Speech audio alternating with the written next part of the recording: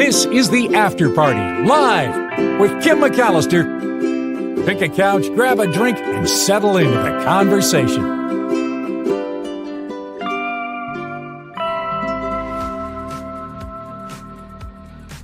Finally, the After Party Live has begun, and we're really late. Mark had a lot to say today during the post-show meeting, so please excuse the late start time, and thank you for your patience. I see what you did here, Nullifidian. Sometimes with wild animals, you just have to grin and bear it.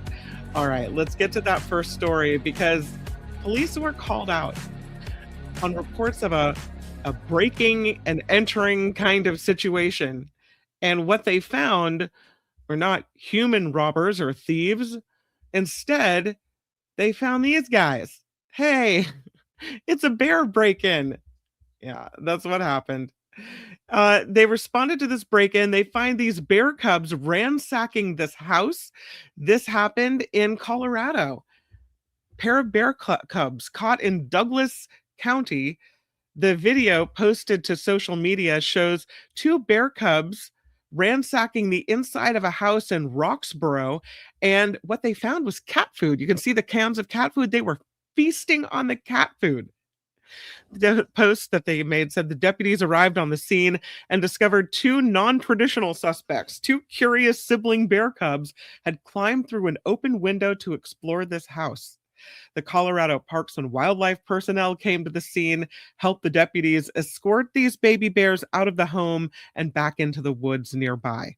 They say, please stay bear aware, that there have been several bear run-ins lately. You can help prevent bear visits by securing trash, bringing in bird feeders, keeping pet food indoors, and locking lower level windows and doors. Because if they smell it, they will find a way in to get it. Yeah. Another animal story for you. And this one is about the eagles and Big Bear. I know one of the eagles, thought to be Jackie, is struggling right now, but the effort is underway by the Friends of Big Bear to buy this area around this nest for preservation reasons. They did a big fundraiser, and they have raised $10 million, which is enough to save this habitat, thanks to a donation, a $5.5 million donation from the co-founder of OpenAI.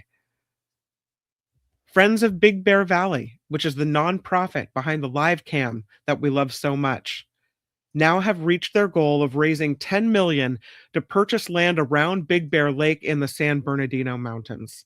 The $5.5 million that put them up to the edge that they needed to get enough money together for this land came from Anna and Greg Brockman right ahead of a deadline, July 31st. And Brockman is the co-founder and president of OpenAI. Before the Brockman's donation, more than 25,000 donations had raised almost half the necessary funds. So, what Mrs. Brockman said, Greg and I are grateful to all those who championed saving the home of these majestic eagles. Like many people around the world, we love watching them be amazing partners to one another in raising their young. She said they inspire perseverance and a sense of connectedness to something greater, to nature, and we are proud to be supportive. So the land that they're going to buy, the Friends of Big Bear Valley, with this $10 million is called Moon Camp. And it has been a target for developers looking to do some luxury housing here, and marina developers as well. For 20 years, people have had designs on this land to develop it. It's less than a mile from Jackie and Shadow's nest. It borders part of the lake that is home to all the fish that the eagles and chicks rely on. And it's got this undisturbed forest that supports the birds, the squirrels, the other animals. So purchasing Moon Camp, they say, has been a passion project for Sandy Steers. That's the former executive director of Friends of Big Bear Valley. She died last year after actually this year after a battle with cancer. So wonderful that her vision is now coming into reality. The Friends of Big Bear Valley says she died right after the agreement was signed. So they're doing this in her honor. The San Bernardino Mountain Land Trust negotiated a limited purchase agreement with the land's owner, developer RCK Properties, earlier this year. I'm glad they did it. I think that's the right thing. I mean, there's so many places that don't have a live cam, that don't get the attention that these eagles have brought, that need to be conserved. But at least this, right? At least there's this. I think that's uplifting news. This uplifting news comes from humans. Did you see this story? Yeah, and we've all been in traffic where there's somebody crossing the street and they're slow, or they're scooting themselves in a wheelchair, and it's like you feel so bad for the person, and you hope they get to the other side safely. And you got this guy dressed as Spider-Man who decides he's going to take it into his own hands. This was all caught on video because of a traffic cam. It happened in Arkansas. This guy in this red Jeep, you can see the red Jeep, kind of the second row from the right there. And you'll see him hop out and help this guy. And he somehow is dressed as Spider-Man. The road is really busy. This man in this wheelchair is struggling. And it's just, I think, a really nice, uplifting moment to watch people helping people. Here's the video. So there's the red Jeep, and you see the guy in the wheelchair. It's like he's trying to move it with his legs. He can't quite, and it's just this like painful, slow. You feel for the guy, and here comes Spider-Man, who runs out of his Jeep, and he's going to push this guy over to the side of the road to safety. Now, all the other lines of cars go, but everybody stuck behind the red Jeep has to wait. But he runs back pretty fast, hops in his Jeep, and away he goes. Yeah. Watch it again. I mean, it's really nice. I think maybe because he was dressed as Spider-Man, he had this, I don't know, more of a desire to help in this situation. Look at this guy struggling to get across. Ugh. And there's Spider-Man saving the day. Pretty great. The man was later identified as Christopher Hellenthal, who was dressed as Spider-Man for Superhero Day for his job at the Ultimate Air Trampoline Park. He was like, all right, I'm a Spider-Man. I'm in a Spider-Man suit, so let's do this. I just got out of my car, sped him along real fast so none of us got hit. Everyone was really nice. There was no honking, he said, nothing like that. I just got in my vehicle and I drove off. He said his speed in the video was due to the fact that the light had changed just as he was getting out of his Jeep. He said he didn't realize this whole thing had become a viral hit until his mom saw the video on Facebook. He said, I was taking a nap and my mom woke me up and she said, hey, you're on Facebook. I saw that it was the Jonesboro Police Department that put up that video, and we just watched it every hour. Every hour, the likes and comments kept getting higher and higher. And he said he hopes that this will inspire other people. He said, I didn't expect it to blow up like this either. I just thought it would be a really fun thing to do, but I'm glad people are seeing it. And I hope that people, whether they're being watched or not, will step up and do the right thing whenever the time calls for it. What a great guy. That's awesome. Love that he helped. Christopher Hellenthal, who works at Ultimate Air Trampoline Park in Arkansas. Well done. Really well done. There's another story about a message in a bottle. You know how I love a good message in a bottle. This one was found in the wetlands of New Jersey, and it's old. Well, I shouldn't say that, because a lot of us are right around this age. This bottle is 53 years old. This guy cleaning up the wetlands in New Jersey found it. It had been launched by a 9-year-old girl 53 years ago. John Kauterman is co-founder of the Tides Initiative, and they were doing routine cleanings in the Upper Township wetlands when he found this sealed bottle, and he looked inside, And here's what it said. It's a joke. This bottle was adrift on August 20th, 1973, on 2nd Street Beach, Ocean City, as my captors were transporting me to an island offshore in the Atlantic. Please notify my family that a band of ruthless sponge fishermen are forcing me to dive for them in shark infested waters. Please return this note to my home. You may have saved my life. Thank you, Lori Blair. So he shares this message on social media in hopes of finding Blair, and it eventually gets to her sister, Allison. And he explained that, or Allison explained that Blair dictated the letter to her because she was 16 at the time and had the better handwriting. And then they launched the bottle from a beach in Ocean City. She said, "My sister, who was a very creative, quirky person, had a really great sense of humor. She immediately latched onto this idea and she came up with this crazy story. Sadly, the woman, Blair, the 9-year-old girl who was a woman when she died in 2019, suffered from cancer. Um, but it was interesting because the guy who found the bottle and the girl who wrote the note, the 9-year-old, had the same birthday. He mailed the letter to the actual letter from the bottle to the girl's sister, and she plans to frame it in a shadow box now to display in her home. She said, "My sister was really confident at the time we wrote it that it was going to be found, so I think she would say, 'I told you so.'" And there it is. Speaking of bottles, there's a bunch of them found at the bottom of the sea, and it's the good stuff. Yes, it is. This is a shipwreck story. This ship sank in the Baltic Sea and it carried presents bound for a Romanov czar. Aboard the ship, champagne, luxury mineral water, rare meteorites. The new research is suggesting that this shipwreck, discovered off the coast of Sweden a couple years ago, may have been transporting gifts from the German Duchy of Nassau to Alexander II of Russia. This happened right after the Crimean War.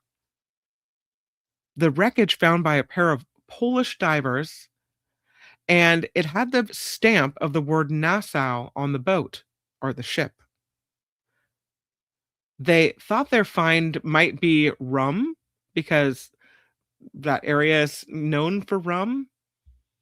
But after consulting with ceramics experts, they learned that the Nassau in question was a city in Western Germany. And as for the jug's contents, they held luxury mineral water, not rum.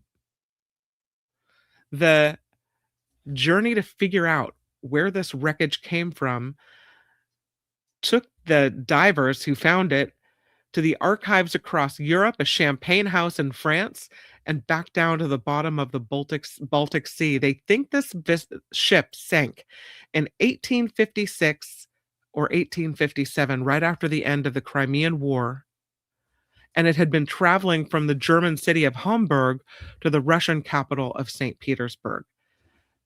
There were hundreds of champagne bottles and mineral water bottles. A state-of-the-art scientific instruments were aboard, rare meteorites. They think it was a gift from the German Duchy of Nassau. And had the vessel not sunk under unknown circumstances, all of these fancy things probably would have ended up with Alexander II, this Romanov Tsar, or other Russian elite who'd been deprived of Western European goods during that war. This cargo, they say, was intended to be a physical bridge of goodwill, celebrating the return of peace to Europe, reopening blocked commercial channels, and cementing Nassau's strategic alliance with the Russian Empire. This wreck is an absolute, untouched monument to 19th century diplomacy and elite international relations in Europe. And it's all been laying there at a depth of 190 feet. They could see the brown bottles, the collapsed barrels. one of the leaders of the dive team said, "I've been diving for 40 years, and it often happens there's one bottle, maybe two, but to discover a wreck with so much cargo was a first." They found crates containing porcelain dishes buried in the silt, all kinds of things down there. They said one of the most frustrating hurdles of figuring out what the ship was no direct markings on the vessel. No ship's bell, no nameplate, no lettering on the hull. A very anonymous entity. So, but they managed to get some information from an archaeologist who specializes in historic pottery, and she was sent a photo of the stamp affixed to one of these clay bottles. And she said the emblem of the Duchy of Nassau was visible there. So that's kind of how they figured it out. It was seltzer from Niederseltzers, which is the village that houses this spring where they bottled the spring water. And seltzer water was prized in the 19th century for medicinal properties. The company that manufactured this in 1828 said, with great care of clay particular to certain parts of the Duchy of Nassau, flawless insulation barrier, they called it, keeping out light and air. The design enabled the water to survive long sea voyages and arrive at the other side of Europe without losing its unique taste or its carbonation. They opened it up a couple weeks after they found it to see what it was like inside, and they thought the cork had French writing. Now, I don't know. I don't know if they took sips or not, but mystery solved. They figured out what was in, or what they think they figured out where the ship came from and where it was headed. This guy really wanted to win this world record. I mean, he was really going for it. This is in Idaho, where this man on a unicycle was juggling flaming torches in an attempt to get a Guinness World Record. In his zeal to win the record, he burned off his eyebrows, but he kept going. He now has the title of the most consecutive flaming torch juggling catches on a unicycle. It's David Rush. We've talked about him before. He has got several Guinness World Records titles for both unicycling and for juggling. He said he was brimming with unearned confidence when he decided to take on this previous record of 37 catches. He said no one puts the real hazard in the official rule book. The moment you pedal a unicycle forward while juggling torches, the forward momentum creates a draft that blows the flames straight back into your face. He said he quickly singed off his eyebrows and the hair on the backs of his hands during his first attempt to juggle flaming torches on his unicycle. He spent some time practicing with the unlit torches and then set his official attempt for Halloween of 2025. He said, I set up the camera, I dipped the wicks, I lit them, I mounted the unicycle, and I immediately dropped every single torch on the concrete. I picked them up, I dusted them off, I hopped back on the saddle, dropped them again. Failure in under 3 seconds. He said, failure does not define you, how you respond to it does. And so, a third attempt. He said he finally found his groove here, managing, get this, 175 catches to more than quadruple the previous record. Amazing. No eyebrows, no hair on the back of his hands now, but you know, he's got that record and hair grows back. We hope. I have the lotto of the day. You guys ready? Here it is. This one is out of North Carolina. And this lady she never played before. Never played any lottery, she says. Very first lottery ticket, winner, winner, chicken dinner. Rev P has been playing the lottery for a really long time and still has not won. But Kala is a first-time lucky winner. There she is. Yeah, she bought a scratch-off lottery ticket for the first time in her life, and she won $100,000. She said she stopped for gas at Will's Food Store on Hickory Grove Road, decided to buy a scratch-off lottery ticket for the first time. She said, "This one just caught my eye, the $100,000 cash payday." Turned out to be a $100,000 winner. She said, "I didn't think I was looking at it right." You were. Her prize money will go toward buying a new car and savings for school. She needed it. What a great start for Kala of North Carolina. First time winner. That's amazing. All right, you guys ready to hide in the cave? I think we need a little cave hiding. Nice. Oh, look at this. Before we do, good day, friends. Just listening today.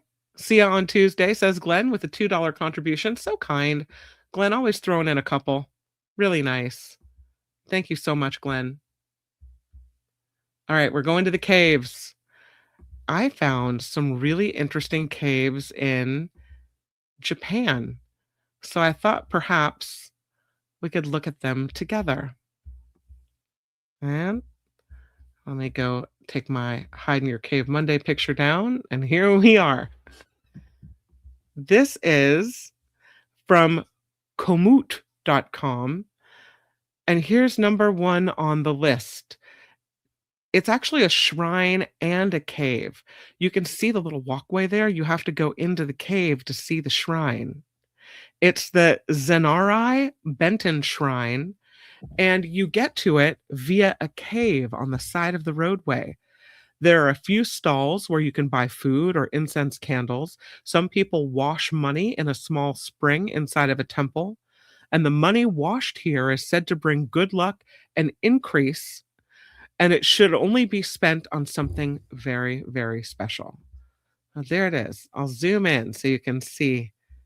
You got to go wash your money. You got to leave it in there in this little cave on the side of the roadway. That's what it looks like. You can see all that. Well, interesting. Okay, number 2 on the list. And here it is. Oops. Sorry about that. This one over here. This is a great shot of it. See this little guy right here? I'm kind of twirling my my arrow. You have to go into this cave and you got to rub his belly. Apparently, it's a good luck for you if you if you make it into the cave. It's the Jochi Temple, one of the 5 largest temples in Kamakura. There are temples, 2 cemeteries, residential buildings with gardens and a bell tower. But the complex is worth seeing and it's well maintained. And in a small cave in the lower cemetery, you see that upper right, is a statue of the god of luck. And some people stroke the belly of the god of luck, and that is supposed to bring you good luck. So you have to go into the cave, find the statue, rub the belly, and you get some good luck. The Jochiji Temple. I love how they've incorporated the caves into the temples. That's kind of cool. The next one is called the Iwaya Tashirishi Yuketsu Cave. And it's beneath a massive rock face in Komagabayashi Forest. There is an enormous boulder here. Oops, sorry. Here it is. Let me back out of it. I thought it was easier to show you more pictures at once. Sorry for that. But you can see there's this boulder, and ooh, look at the underneath down here in the caves. So interesting. Beneath this massive rock face in the forest is this enormous boulder known as Iwaya Taishido. And in the rock, there is a spacious cave. You can see it down there below, right under the rock, where Kobo Daishi, the propagator of Buddhism in Japan, is said to have practiced mandala yoga to improve his memory. Kobo Daishi is worshipped in the background of the cave, and that is the Awaya Taishi Ritsu Yuketsu Cave, and I know I butchered that name, so my apologies. So interesting. right underneath that boulder there. Let's see if I can get to the next one. Ah, here it is. Another shrine. Look at that. This one is called the Bawataki Waterfall and Cave Shrines. It's a very small temple with a waterfall and a few meters below two shrines inside the rock. So once again, you're going in a cave to see where people worshiped or to worship. So interesting.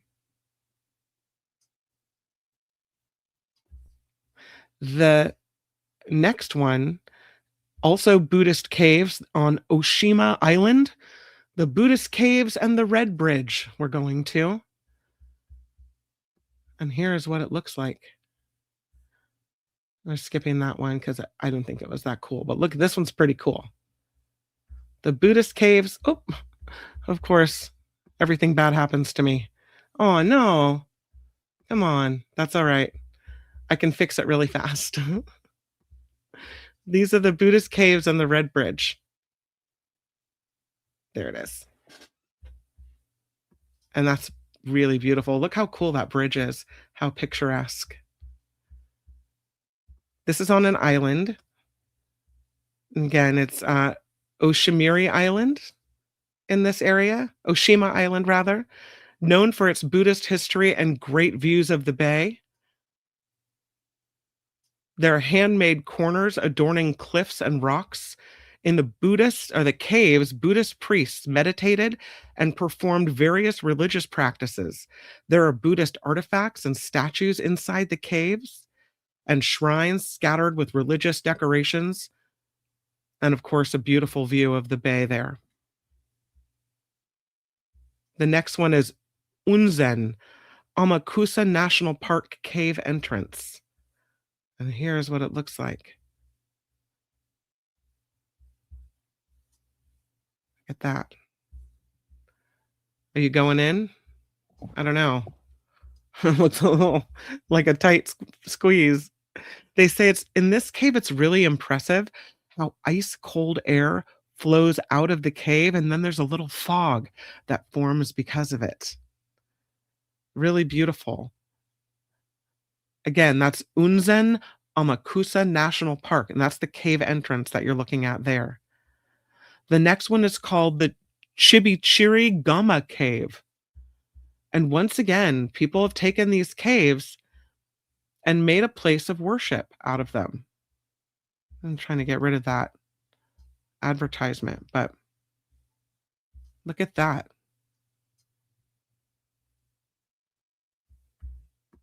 This is a karst cave.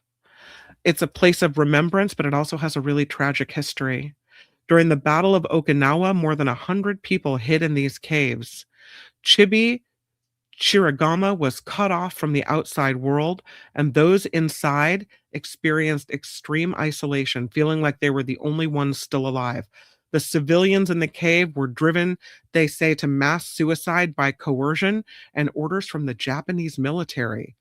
It is a suffering, this cave, a symbol of the suffering inflicted on the people of Okinawa by the Japanese military during the Battle of Okinawa. I did not know about that. That's horrible.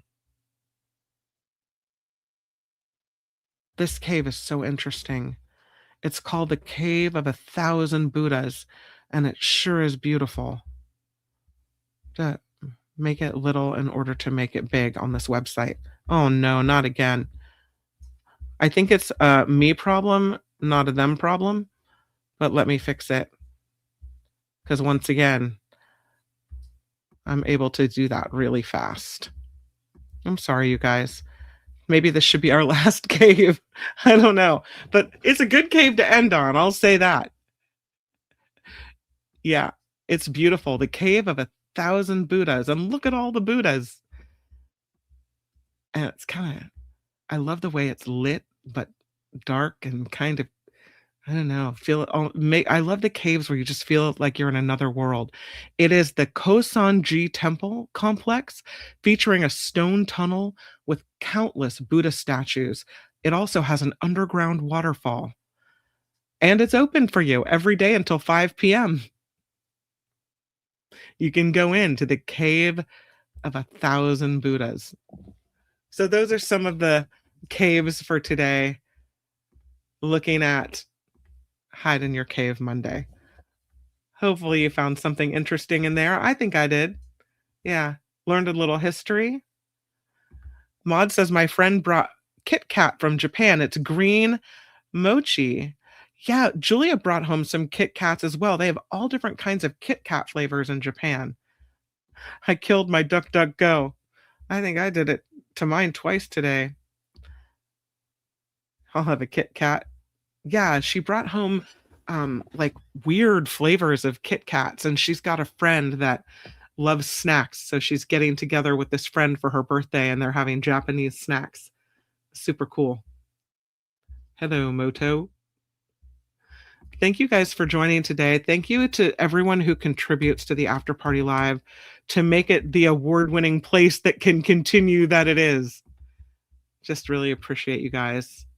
Thank you so much to Glenn, again, for throwing in a couple Australian exotic dollars. Exotic to me.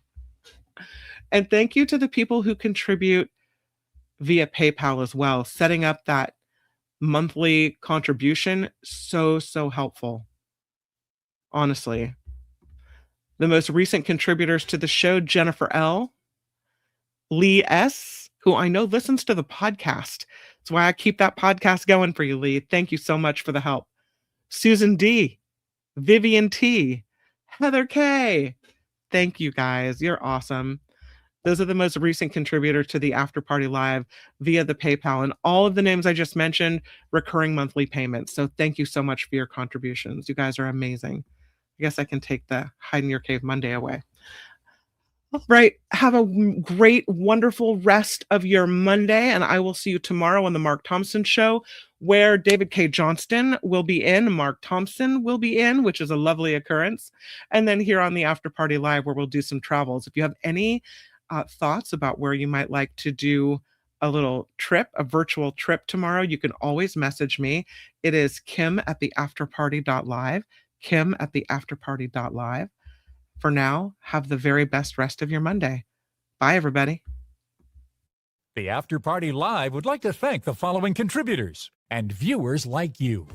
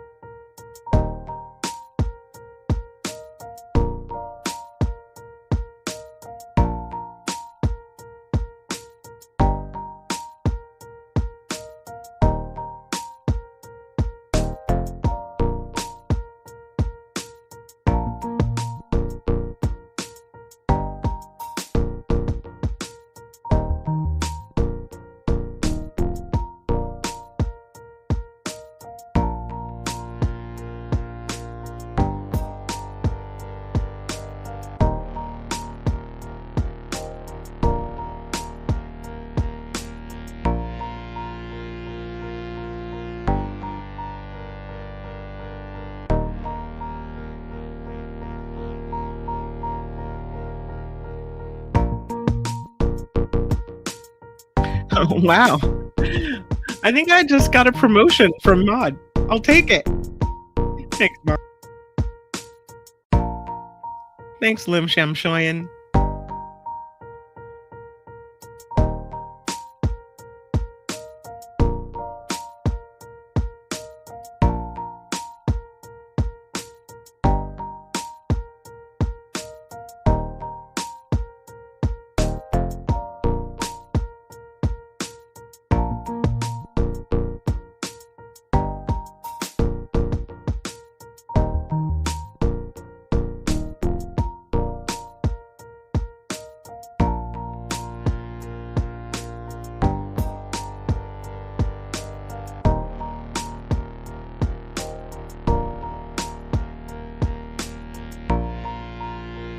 don't think she was doing too well.